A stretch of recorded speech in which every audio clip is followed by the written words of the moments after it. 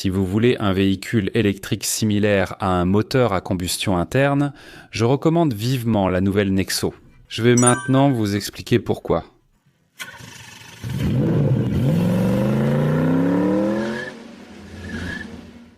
Bonjour, ici Yon Modgurum. Aujourd'hui, nous allons découvrir la Nexo de nouvelle génération.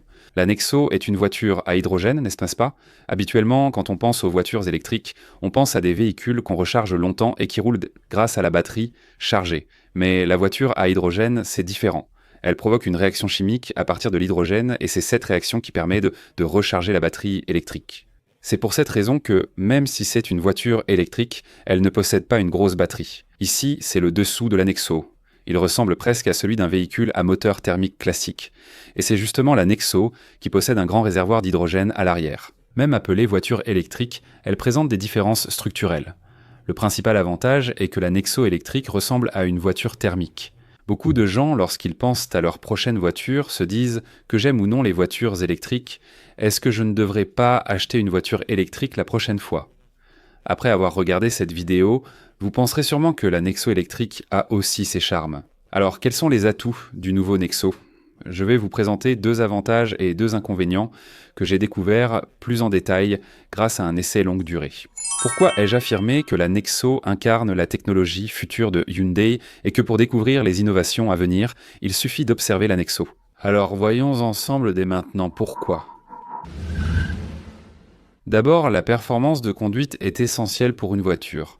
Ah, la Nexo, même en incluant cette année et l'année dernière parmi toutes les voitures grand public fabriquées par le groupe Hyundai, en termes de performance de conduite, je placerai la Nexo au sommet. Nous vous l'avons présenté lors de notre première rencontre, pendant un essai collectif. J'ai testé ce véhicule avec le spécialiste du châssis, le chef Ko Min-su, et constaté ses performances de conduite. En particulier, nous roulons principalement à des vitesses moyennes et basses en ville. Et maintenant, nous roulons un peu plus vite sur l'autoroute. Je me demande si Hyundai pouvait vraiment offrir cette sensation de conduite. Quand Hyundai parle de performance, il faut évoquer la plateforme. La plateforme de 3e génération est optimale entre 4500 et 5000 mm. La plateforme est comme le squelette d'une personne. C'est pourquoi les modèles de taille moyenne comme la Sonata, les SUV comme le Sorento, le Santa Fe, ainsi que les véhicules haut de gamme GV, 70 G80 et le nouveau Nexo offrent les meilleures performances. Le nouveau Nexo adopte désormais la plateforme de 3e génération, entraînant de nombreux changements. En particulier, le Nexo est la seule plateforme à hydrogène du groupe Hyundai. Il a été conçu sur une plateforme dédiée uniquement à ce modèle. On pense que la batterie des voitures électriques s'en prend dans tout le plancher, mais même large, elle reste peu épaisse. Pour l'hydrogène, c'est différent. Impressionnant, non? Voilà pourquoi une plateforme pour voitures électriques à hydrogène est nécessaire. De nombreux aspects ont été modifiés pour renforcer la durabilité et la sécurité des composants, répondre aux normes de collision comme le Small Overlap et respecter les normes internationales, l'exportation des voitures électriques à hydrogène exigeant la conformité, notamment en Europe. Eh bien, ce n'est pas une tâche facile. C'est pourquoi une plateforme dédiée uniquement aux voitures à hydrogène est nécessaire, et cette plateforme a été développée sur la base de la 3e génération de plateforme. Les performances de conduite du nouveau Nexo sont, en un mot, extrêmement raffinées. Nombre d'entre vous ont sûrement déjà conduit une voiture coréenne à la direction souple, puis une Chevrolet, une Volkswagen ou une Allemande en pensant « Ah, c'est différent ». En essayant le nouveau Nexo, vous ressentirez une sensation similaire, sa principale caractéristique étant la stabilité de son comportement. Lorsque le véhicule roule, il y a toujours un certain rebond vertical, et la route peut aussi être inclinée selon les conditions. Le roulis incline la voiture latéralement, le tangage la fait osciller d'avant en arrière et le lacet agit en diagonale. Mais alors, qu'est-ce qu'un bon confort de conduite? La douceur est essentielle, mais sa véritable importance réside dans la stabilité du comportement. Quand le véhicule oscille de gauche à droite, les passagers se balancent aussi. Le véhicule s'arrête et repart, et dans ce processus, il se balance aussi d'avant en arrière. C'est dans ces moments-là que le mal des transports survient. Donc, lorsque vous achetez un véhicule familial, vous dites donc généralement qu'il vous faut une voiture avec un bon confort de conduite. Mais en réalité, un véhicule confortable minimise le roulis latéral et le tangage avant-arrière. Et un véhicule qui peut absorber en douceur les chocs de la route est considéré comme ayant un bon confort de conduite. Qu'en est-il du confort de conduite du nouveau Nexo? Le roulis latéral a vraiment été très bien maîtrisé. Donc, en conduisant comme maintenant, le véhicule reste très stable. Avec des véhicules instables, lors de changements de voie rapides, on se tend et se prépare avant de changer. Avec la nouvelle Nexo, il n'y a presque pas de roulis, donc même en changeant de voie, les passagers arrière, s'ils dorment, ne le remarqueront probablement pas. La voiture garde une posture très stable. Mais pourquoi c'est ce que je vous dis ça ? Pour une berline basse, le centre de gravité est réduit, donc changer de voie ne posait pas problème. Par contre, un SUV est naturellement plus haut. C'est pourquoi lors d'un changement de voie ou en secouant la voiture, elle tangue d'un côté à l'autre. Si votre véhicule semble instable après votre trajet, vérifiez le rétroviseur intérieur en entrant dans le parking souterrain. Si votre famille dort sur la deuxième rangée, regardez leur tête un instant. Sur les véhicules qui roulent beaucoup, la tête bouge comme ça. Après l'avoir observé plusieurs fois, vous comprendrez sûrement de quoi je parle. Et maintenant, je vais secouer un peu le volant à une vitesse de 100 km/h. Ah, autrefois, il y avait un phénomène appelé fishtail, où l'arrière de la voiture glissait et devenait instable. Mais la nouvelle Nexo maintient vraiment bien l'arrière. Il faudrait que vous regardiez la structure. Après l'essai, je me suis demandé comment l'ont-ils autant amélioré ? J'ai demandé au chef Kominsu si ce véhicule nécessitait une amélioration du châssis. Le chef Kominsu a répondu fermement « À ce niveau-là, il n'y a rien à faire ». Quel type de véhicules doivent généralement améliorer leur châssis ? La suspension qui détermine le confort de conduite, le stabilisateur qui maintient fermement les deux roues pour assurer l'équilibre, et enfin le ressort qui absorbe rapidement les chocs, ce sont ces éléments. Et lors de la détente, c'est la suspension qui joue son rôle. Ces trois composants déterminent le confort de conduite. Sur les voitures nationales, le stabilisateur ou le ressort sont souvent réglés souplement, pour une raison précise. Les consommateurs coréens privilégient un confort de conduite doux. Ainsi, lorsque ces véhicules sont exportés vers l'Europe, des pièces de suspension légèrement plus rigides sont utilisées. Ces pièces reflètent les différences de l'équivalence de préférence selon les pays. Alors pourquoi ne proposez-vous pas ces pièces plus vieilles mais plus rigides sur le marché national ? Nous les avons proposées et nous continuons de le faire. Vous vous souvenez des pièces appelées Trex ? Elles fournissaient justement des composants liés à la suspension. On ne les voit plus car les gens préfèrent un confort de conduite doux à une conduite ferme. C'est pourquoi par nature, on ne peut qu'autoriser un peu plus de roulis ou de tangage. C'est pourquoi, en montant pour la première fois dans les véhicules des trois grandes marques allemandes, vous trouvez le comportement de la voiture impeccable. Ils font la navette sur l'autobahn, n'est-ce pas ? Ils parcourent de longues distances sur l'autobahn, donc s'ils ne maintiennent pas un confort de conduite un peu plus ferme, ils se rendent très fatigués. C'est pour cela qu'il y a cette différence. D'accord, on sait que le véhicule se comporte bien, mais qu'en est-il du confort de conduite ? Le confort de conduite dépend surtout de bonnes performances, offrant d'excellentes sensations sur route lisse. Sur les bosses, des bruits d'amortissement se font entendre et, sur route dégradée, de légères vibrations apparaissent. Ce serait vraiment bien si ces petites vibrations pouvaient aussi être réduites. Donc, pour ceux qui n'aiment pas la fermeté, ces vibrations résiduelles pourraient être un peu décevantes. Et puis, le silence à l'intérieur de l'habitacle est aussi vraiment important. Quand on regarde le design extérieur, il est assez anguleux, donc je craignais que ce soit un peu bruyant, mais là je roule régulièrement à 110 km/h sur l'autoroute. Les bruits extérieurs qui pénètrent dans l'habitacle sont plutôt bien maîtrisés, mieux que ceux à quoi je m'attendais. L'une des plus grandes différences entre une voiture grand public comme Hyundai et une voiture premium comme Genesis, c'est qu'avec une voiture grand public, à partir de 100 km/h environ, le bruit commence à monter. Surtout quand le vent frappe le pilier A, il y a beaucoup de bruits de vent qui se produisent et le conducteur le ressent assez bien. Des bruits se font aussi entendre au pare-brise et aux vitres latérales. Avec beaucoup de vent ou en entrant dans un tunnel, ceux qui passent par les fenêtres deviennent très perceptibles. En revanche, dans une voiture premium comme la Genesis, on utilise de base des vitres plus épaisses, y compris pour les montants. Avec la technologie du vitrage acoustique feuilleté, ce n'est qu'à partir de 120 km/h environ que le bruit commence à augmenter. Cette différence est vraiment marquante. La nouvelle Nexo a un pilier A plus droit. Je pensais qu'elle serait plus bruyante, mais en fait, non. Donc je voudrais dire que la nouvelle Nexo est aussi un véhicule tout à fait adapté à un usage familial. Et ce qui m'a vraiment plu, c'est qu'il n'y a pratiquement pas de mal des transports propres aux voitures électriques. En fait, comme je suis sensible au mal des transports, je vous parle toujours de ce point à chaque fois que j'essaye une voiture électrique. Pourquoi a-t-on le mal des transports en voiture électrique ? L'essentiel, c'est l'efficacité énergétique. D'une certaine manière, je l'entends autant alors que dans les voitures à moteur thermique, la réduction du poids du véhicule, c'est-à-dire l'allègement, était une prouesse technologique. Dans les voitures électriques, la technologie qui améliore l'efficacité énergétique, c'est-à-dire le système de récupération d'énergie au freinage grâce au moteur électrique, est essentielle. Lorsque le véhicule roule puis s'arrête, la recharge s'effectue grâce au freinage régénératif, ce qui permet d'augmenter encore l'efficacité énergétique. En résumé, cette technologie permet aux constructeurs d'affirmer « Notre véhicule parcourt un peu plus de kilomètres, donc il va plus loin ». Ainsi, la voiture électrique utilise par défaut le freinage régénératif, même sans appuyer sur la pédale de frein. Dans ce processus, les passagers ressentent des secousses, comme si le véhicule avançait et reculait brusquement. C'est le début du mal des transports, certaines personnes le ressentent. Ah, moi je n'ai pas le mal des transports, je prends une voiture électrique et je n'ai pas le mal des transports. Peut-être que ces personnes-là sont plutôt celles qui ont commencé directement avec une voiture électrique, plutôt que celles qui ont conduit longtemps des véhicules à moteur thermique. Et puis, il y a aussi beaucoup de jeunes qui peuvent ressentir cela. Même dans les études officielles, pourquoi a-t-on le mal des transports en voiture électrique ? Si on regarde ces données, dans un véhicule à moteur thermique, on contrôle tout soi-même. Quand on appuie sur l'accélérateur, la voiture avance, et quand on appuie sur le frein, elle s'arrête. Ce genre de choses.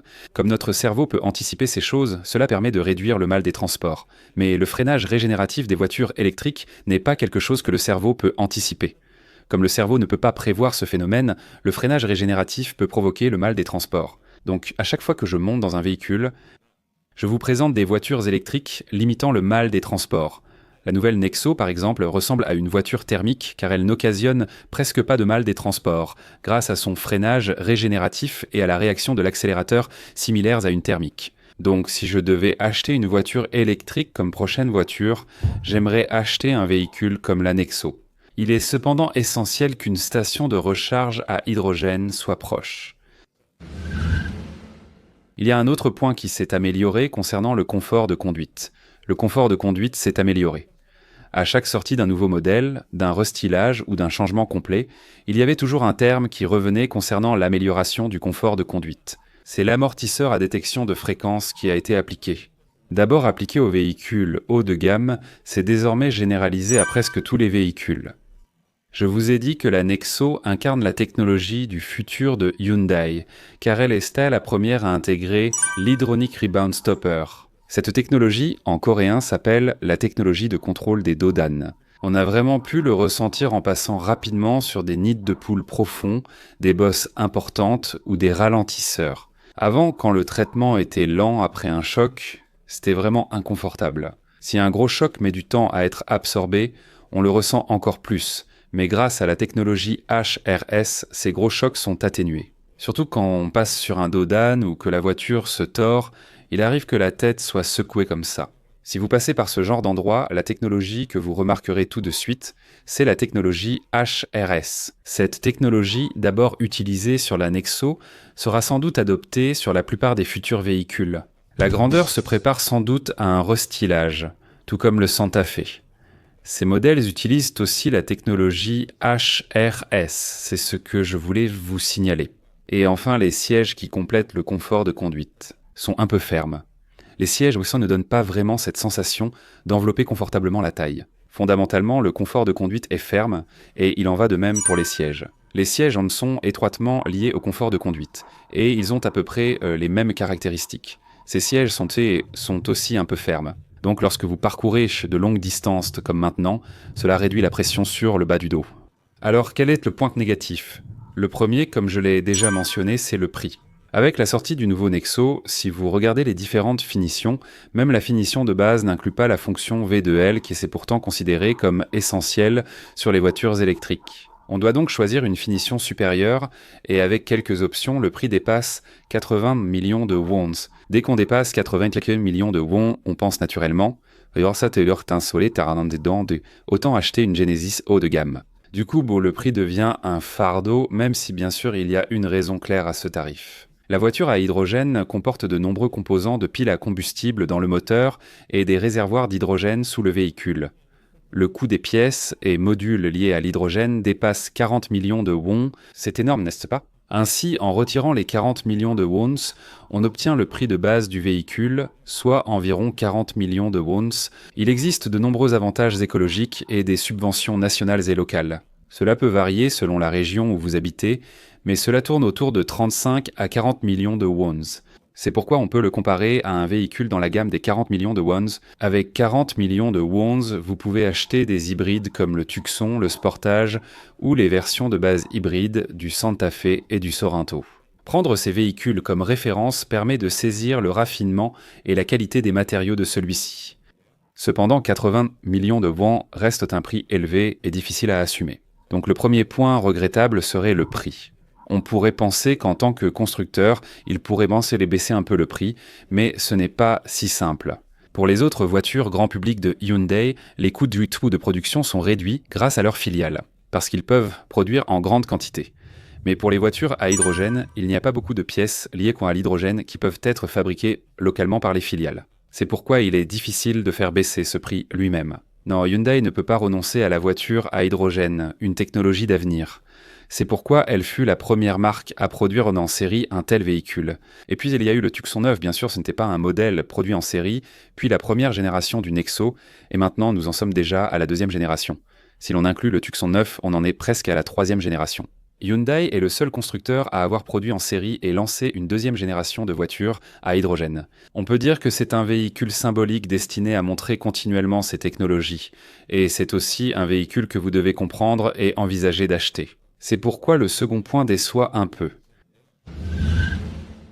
Les éléments visuels améliorent surtout l'ambiance intérieure. D'habitude, en montant dans une voiture haut de gamme, on attend des matériaux métalliques, du cuir de qualité et un bon système audio, caractéristique du artistique du luxe, mais les matériaux visibles sont vraiment décevants. Il est vraiment difficile de trouver des parties recouvertes de cuir, et de nos jours, même les matériaux plastiques sont conçus pour ressembler davantage au cuir. Par exemple, si vous regardez la garniture de porte, c'est du plastique, mais ils ont ajouté un design de surpiqûre qui donne l'impression que c'est du cuir. Même pour l'uréthane, la partie supérieure est haut de gamme, tandis que plus bas, l'uréthane est plus rugueux, rarement vu dans les voitures récentes. Si vous grattez avec vos ongles, ça fait un peu de bruit. On a l'impression que ces matériaux pourraient facilement se rayer. Ce n'est pas seulement la garniture de porte, c'est pareil pour le tableau de bord. Le design du tableau de bord donne un peu une impression de meuble, mais peu de gens le trouveront vraiment luxueux. Et ici, c'est un matériau en tissu. La texture du tissu n'est pas luxueuse, difficile de dire que c'est haut de gamme. En dehors de cela, on peut voir des finitions en plastique et différents matériaux à divers endroits, et ces aspects-là sont un peu décevants dans cette voiture. De plus, lorsqu'il fait plus sombre, l'éclairage d'ambiance est censé rehausser l'atmosphère intérieure, mais la zone où il est appliqué était plus petite que prévu. Hyundai en était conscient, car ce véhicule est le premier de la marque à proposer un système audio B&O, ce qui était impensable sur d'autres modèles. En ce qui concerne la qualité sonore, c'est la meilleure que vous puissiez trouver parmi les véhicules du groupe Hyundai. La qualité du son est vraiment excellente. Ce système audio B&O est installé. Même parmi les véhicules Genesis, la qualité sonore diffère entre le modèle haut de gamme G90 et le modèle d'entrée de gamme GV70. Celui-ci offre une qualité sonore équivalente à celle du G80 qui se situe à peu près au milieu de la gamme Genesis. Donc j'ai été vraiment surpris. Si j'ai de l'argent mais que je suis fonctionnaire, ou si mon statut social me fait penser que conduire une Genesis est trop pour moi. Mais si vous ne voulez pas faire de compromis sur le son, alors le système B&O de la nouvelle Nexo va vraiment vous satisfaire. Si j'ai dit que ce véhicule ne ressemble pas à une voiture électrique, c'est pour une raison. Les voitures électriques en sont réputées pour leur réactivité et leur vivacité. On évoque souvent leur vitesse maximale ou le 0 à 100 km/h. La Nexo, elle est vraiment très douce. Que ce soit la réponse de la pédale ou même les freins, tout est pareil. D'abord, pendant toute la période d'essai, le mode que j'ai le plus utilisé, c'était le mode Eco. Lors de l'essai, j'ai testé plusieurs modes de conduite. Et d'habitude, j'utilise souvent des modes comme Sport parce que je préfère ressentir la performance plutôt que économiser du carburant, mais avec cette voiture, j'ai utilisé uniquement le mode Eco. Il y a une raison à cela. Même en mode Eco, aucune carence. L'accélérateur reste doux et la puissance suffisante. Même après un arrêt et une reprise, aucune lourdeur ressentie. En particulier, beaucoup de gens disaient que l'accélération initiale de l'ancien Nexo était un peu décevante, mais ce problème a complètement disparu. Du coup, en mode normal plutôt qu'en mode Eco, on a presque l'impression d'être en mode sport par rapport à d'autres véhicules, et puis le mode sport du Nexo n'est pas bruyant. En appuyant à fond, la voiture accélère agréablement, et même en relâchant vite l'accélérateur, il n'y a pas de secousse. Contrairement à d'autres voitures électriques où le freinage régénératif cause un à-coup, ce n'est pas le cas ici. Cela cause souvent de l'inconfort, voire des nausées. Mais ici, aucun problème. Donc, si je devais résumer la Nexo en un mot, parmi toutes les voitures électriques sorties en Corée jusqu'à présent, quelle est celle qui se rapproche le plus d'un moteur à combustion interne? L'une d'entre elles est clairement la Nexo. Et la Nexo, que ce soit dans ses mouvements ou dans sa conduite, donne vraiment l'impression de conduire une voiture à moteur thermique. Donc j'ai dit que si jamais j'achetais une voiture électrique plus tard, j'aimerais acheter un véhicule comme la Nexo. Aujourd'hui, nous avons examiné la nouvelle Nexo. J'ai déjà parcouru plus de 500 km avec cette voiture, et après avoir conduit environ 500 km, j'ai trouvé qu'elle était vraiment confortable. Si les stations de recharge à hydrogène se développent, l'utilisation sera aussi pratique qu'une voiture au gaz de pétrole liquéfié ou à combustion. Il est donc nécessaire de les développer. Si le prix des voitures électriques à hydrogène baisse un peu plus qu'actuellement, je pense que parmi les voitures électriques qui nécessitent de recharger une batterie et les voitures électriques à hydrogène qui produisent de l'énergie électrique grâce à une réaction physico-chimique de l'hydrogène, la technologie du futur sera probablement celle des voitures électriques à hydrogène. On peut dire que tous les éléments qui étaient gênants dans la première génération ont été améliorés. Si vous devez acheter une voiture électrique en ce moment, je vous recommande vivement d'essayer la nouvelle Nexo. Je pense aussi qu'il serait bon de vérifier quelles sont les différences avec ce que je vous ai expliqué aujourd'hui. Pour des véhicules à plusieurs dizaines de millions de won, ne vous limitez pas à un essai. Testez-les plusieurs fois. Une vidéo d'analyse du châssis est aussi sur la chaîne. Vérifier par vous-même et faire un essai routier ne vous aidera-t-il pas mieux à choisir votre véhicule? Alors, je vous retrouverai la prochaine fois avec une vidéo encore meilleure. Merci. Si cette aide vous a été utile, merci de liker. Abonnez-vous et activez les notifications pour recevoir vite des infos sur les nouvelles voitures. Merci.